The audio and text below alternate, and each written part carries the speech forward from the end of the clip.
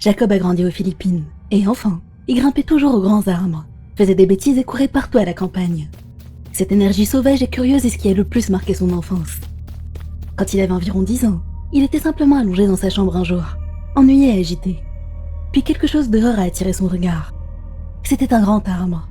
Ses fruits rouges brillants étaient mûrs et prêts à être cueillis. L'arbre se trouvait juste à côté d'un vieux site en ruine près de chez lui.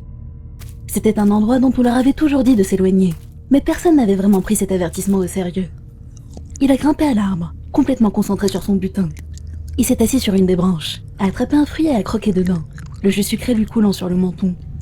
C'est à ce moment-là qu'il a vu quelque chose bouger. Dans la fenêtre ombragée des ruines, quelque chose a scintillé, juste une seconde, puis a disparu. Il s'est frotté les yeux, pensant qu'il voyait des choses. Cet endroit avait été abandonné depuis des années. Personne n'y vivait. Personne ne pouvait y vivre.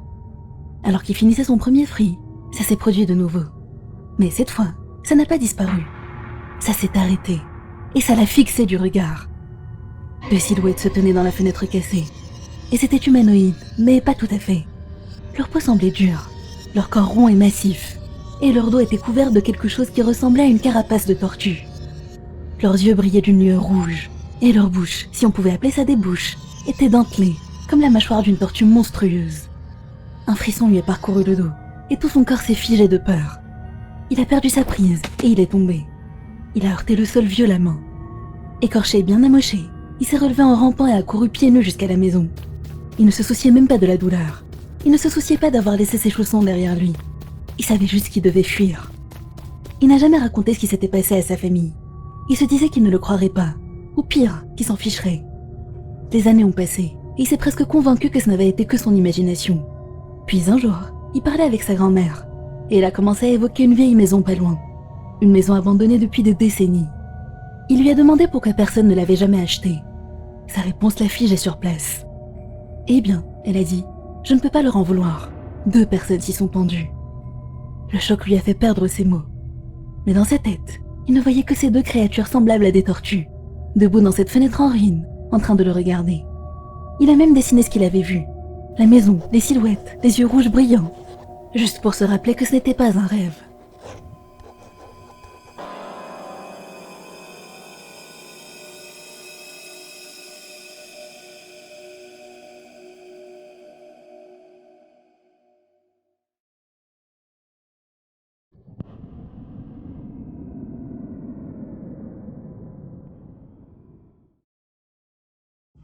C'était une journée d'hiver banale et ennuyeuse, en 2015. Nour était chez lui. Il n'avait rien à faire ce jour-là, car la neige tombait abondamment.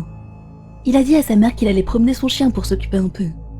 Il a décidé d'emmener le toutou faire une balade de 5 minutes dans le champ près de la maison. Quand ils sont arrivés, l'endroit était complètement vide. Personne ne se trouvait autour, mais ça ne l'a pas dérangé. Il marchait depuis 5 bonnes minutes, quand soudain, il a entendu un bruit. C'était comme un gémissement. Il a regardé autour pour savoir d'où venait ce son. Et à ce moment-là, il l'a vu. Un homme avec un long manteau noir, la capuche relevée, ainsi que des bottes d'hiver se tenaient là. Effrayé, Nour s'est rapidement caché derrière un arbre, espérant qu'il ne l'avait pas vu. Il s'est couché à plat ventre et a ordonné à son chien de se cacher.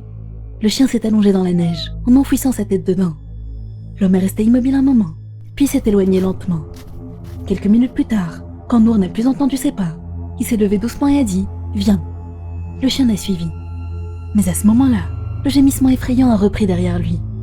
Il a hésité, puis s'est lentement retourné pour voir ce qui se passait. Ce qu'il a vu est devenu le pire cauchemar de sa vie. L'homme était là, il le fixait. Mais cette fois, il n'était pas seul. Une femme se tenait à ses côtés, et tous 2 tenaient de grands couteaux. Terrorisé, Nour a vu que la femme était couverte de sang, et son large sourire exprimait une folie inquiétante. Nour s'est enfui en courant, appelant son chien pour qu'il le suive. Il avait presque atteint le milieu du champ quand il s'est pris les pieds dans une bouteille de bière cassée, qui lui a lacéré la jambe. La douleur était fulgurante, mais il n'avait pas le temps de s'arrêter. Il a tiré de toutes ses forces pour retirer le verre. Il y est parvenu, mais se relever et courir lui a été difficile. Il a rampé à travers le champ, laissant une traînée de sang sur la neige. Il savait qu'il pourrait le suivre à la trace avec ça, et effectivement, ils l'ont retrouvé rapidement. La femme s'est approchée. Il leur a hurlé de le laisser tranquille, espérant que quelqu'un l'entende. Mais personne n'était là. Son chien s'est brusquement placé devant lui et a grogné en direction de la femme. Quand elle s'est agenouillée pour le poignarder, le chien a sauté et lui a mordu le cou. Elle a hurlé à essayer de le frapper avec son couteau. En voyant son brave chien effondré au sol, une rage incontrôlable a envahi Nour. Il s'est relevé, a réussi à se saisir du couteau de la femme et l'a poignardé au flanc. Puis il a serré ses mains autour de son cou. Mais soudainement, une douleur aiguë lui a traversé le dos. En tombant au sol, il a vu l'homme se tenir derrière lui. Nour a cru qu'il allait mourir. Alors qu'il s'apprêtait à fermer les yeux, un énorme bruit a retenti et le bras de l'homme a été soufflé. C'était son voisin, celui qui vivait à côté de chez lui. Il tenait un fusil de chasse. Il lui a expliqué plus tard qu'il était parti chasser, et en passant par le champ, il avait entendu sa voix. Ses chiens de chasse se sont jetés sur l'homme et l'ont mordu à l'épaule. Le voisin s'est précipité pour l'aider à se relever, mais Nour lui a demandé d'aider son chien en premier. Ensuite, il a perdu connaissance. À son réveil à l'hôpital, sa famille et son voisin étaient à son chevet. Le voisin lui a raconté que la police et les secours sont arrivés après qu'il ait perdu connaissance. Le chien a été emmené chez le vétérinaire, et miraculeusement, il a survécu. Quelques minutes plus tard, un policier est venu les informer que l'homme qui l'avait attaqué avait été arrêté, mais que la femme était morte des suites de ses blessures.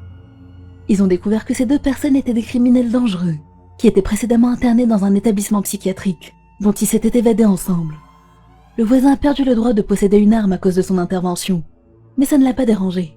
Il a juste dit qu'il avait fait ce qu'il fallait pour sauver une vie, et qu'il était heureux que Nour soit vivant.